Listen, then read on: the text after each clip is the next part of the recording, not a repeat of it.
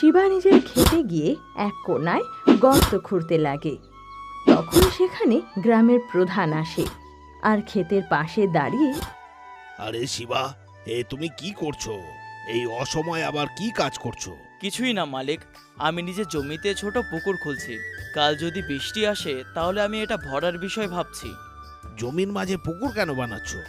এখন আমাদের গ্রামের পুকুর থেকে তোমার জমিতে জল কি ঠিকঠাক আসছে না? তার উপর আবার বৃষ্টিও ভালোই হচ্ছে। তাহলে বলো, পুকুর কাটা কি খুবই দরকার? তোমার পাগলামিটা একটু বেশিই বেড়েছে। কিছুই না মালিক, এই পুকুরটি এখন আমরা নাও ব্যবহার করতে পারি, কিন্তু কাল কেমন হবে কেউই বলতে পারে না। আজকাল বৃষ্টি খুব ভালো হচ্ছে, তাই জন্য আমাদের গ্রামের পুকুর এই গরমের মধ্যে না শুকেও ভালো জল দিচ্ছে। কিন্তু কাল যদি আবার না বৃষ্টি হয় তাহলে আমাদের পুকুর শুকিয়ে যাবে। তখন আমাদের ফসলের জন্য কার ওপরে নির্ভর থাকবো বলুন তো? তাই জন্য আমি এই পুকুর খুলছি। ওহো, বৃষ্টি না হলে গ্রামে আকাল পড়বে। এরকম আমার জন্মের 5 বছর আগে হয়েছিল, কিন্তু তারপর থেকে এরকম পরিস্থিতি আর হয়নি। আপাতত বৃষ্টি এখন ভালোই হচ্ছে আর পুকুরও ভরা আছে। ওরকম পরিস্থিতি আর কোনোদিন হবেই না।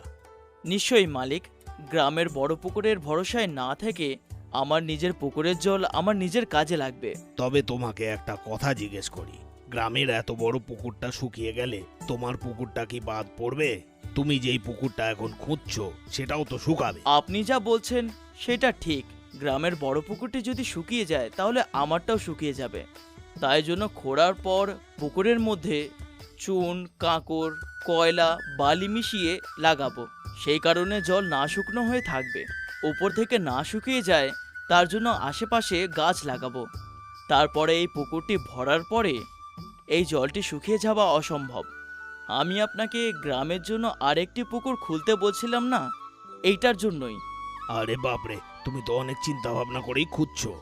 তবে যাই করো না কেন, তোমার পরিশ্রম বিফল যাবে, দেখে নিও।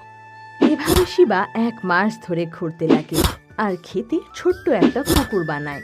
আরে শিবা, তোমার ক্ষেত খোদা হয়ে গেল নাকি আরো কাজ বাকি? হ্যাঁ কাকা, হয়ে গেছে। যদি পরে বৃষ্টি পড়ে তাহলে পুকুরটি ভরে যাবে।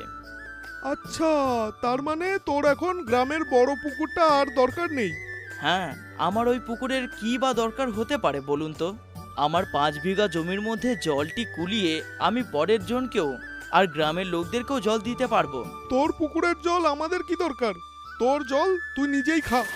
এইভাবে কয়েক মাস পর ভালো বৃষ্টির জন্য শিবার পুকুর ভরে ওঠে। একদিন শিবা নিজের ক্ষেতের কাজ শেষ করে বাড়ি ফিরছিল।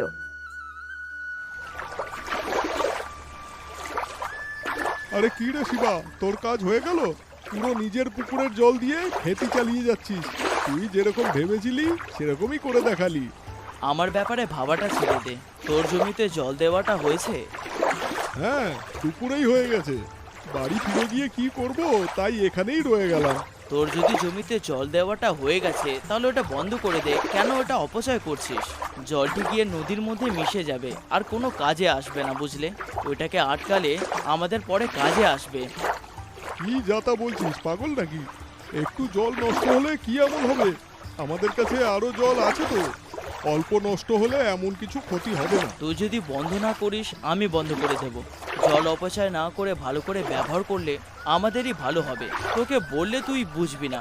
তোকে যাই বোঝাতে চাই তুই আমাকে পাগল বলিস। আরে সে কথা নয় রে, আমি আটকাবো ভাবছিলাম, সেই কথাটা তুই এসেই বলে দিলি। তুই একদিকে ঠিকই বলছিস, কিন্তু পঞ্চায়েতের ওখানে নাটক চলছে। যাবি নাকি? চল দুজনেই যাই। আমিও যাব ভাবছি, কিন্তু তোর সাথে যাওয়াটা হবে না। আমি নিজের স্ত্রীকে বলেছি যে আমরা দুজন মিলে নাটক দেখতে যাব। আর এখন তুই ঘরে যা। এখন থেকে কি করবি?